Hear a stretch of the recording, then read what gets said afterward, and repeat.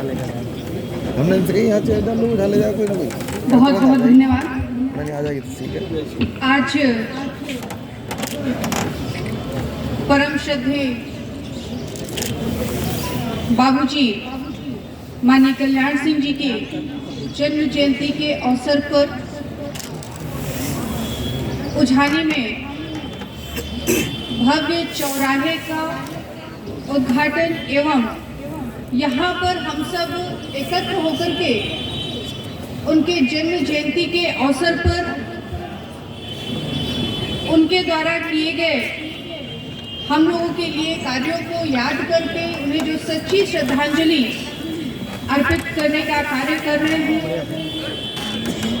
और आदरणीय केंद्रीय मंत्री आदरणीय बीएल वर्मा जी के माध्यम से हम सब इस जगह पर एकत्र हुए, तो हम माननीय मंत्री जी को धन्यवाद देते हुए सभी सम्मानित मंचासीन के मंच पर सभी हमारे माननीय विधायक बैठे हुए हैं, किसी का भी नाम छूट गया तो गड़बड़ हो जाएगी।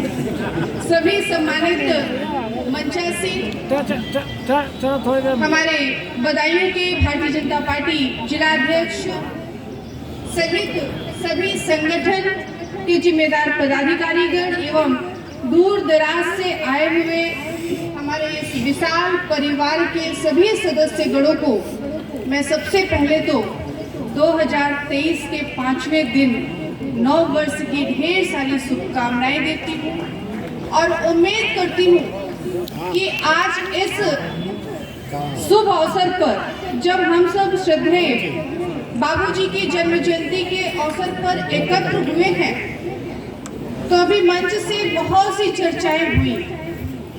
उन चर्चाओं को बिना दोहराए हुए सिर्फ मैं इतना ही कहूंगी कि जब हम किसी महापुरुष की जयंती या पुण्यतिथि पर एकत्र हो तो उनके द्वारा दी गई प्रेरणा को हम अपने जीवन में चरितार्थ करने का प्रयास करें, तभी वो सही मायने में हम सबको यहाँ पर एकत्र होकर के श्रद्धांजलि हम सब जो दे रहे हैं वो सच्ची श्रद्धांजलि तभी होगी। तो मैं सिर्फ इतना कहूंगी कि बाबूजी की ही देन है कि नकल अध्यादेश लागू हुआ था देश और आज हम सब प्रयास करते हैं कि हमारे बच्चे का एडमिशन उस विश्वविद्यालय में या उस महाविद्यालय में हो जाए जहां पर बच्चे के बिना जाए ही वो परीक्षा में पास हो जाए। तो हमें अपनी इस मानसिकता को यहीं पर छोड़कर जाना होगा, तभी हम बच्चे को पढ़ाने पर भी जोर देंगे और जब हमारा बच्चा पढ़ेगा तभी समाज हमारा आगे बढ़ेगा। इसीलिए बाबूजी ने नकल अध्यादेश पर रोक लगाया था। रोक लगाने का सबसे बड़ा कारण था कि अगर बच्चा पढ़ेगा नहीं तो समाज नहीं बढ़ेगा। तो आइए हम सब मिलकर के परम श्रद्धेय बाबूजी कल्याण सिंह जी को सच्ची श्रद्धांजलि दें और अपने बच्चों को अच्छी शिक्षा दे करके समाज को आगे बढ़ाएं, क्योंकि बाबूजी समाज के समाज से मतलब सिर्फ लोधी समाज नहीं बल्कि हर समाज की वह चिंता करते थे। अभी सब लोग चर्चा कर रहे थे तो मैं भी बैठी सोच रही थी कि जब बाबूजी राज्यपाल थे राजस्थान के, उस वक्त मैं सांसद नहीं थी और एक सामाजिक कार्यक्रम में मैं राजस्थान गई हुई थी, क्योंकि सांसद बनने से पहले मैं प्रदेश के साथ साथ अन्य राज्यों में भी सामाजिक कार्यक्रमों में बढ़ चढ़ करके हिस्सेदारी लेती थी। राजस्थान भी एक कार्यक्रम में गई थी।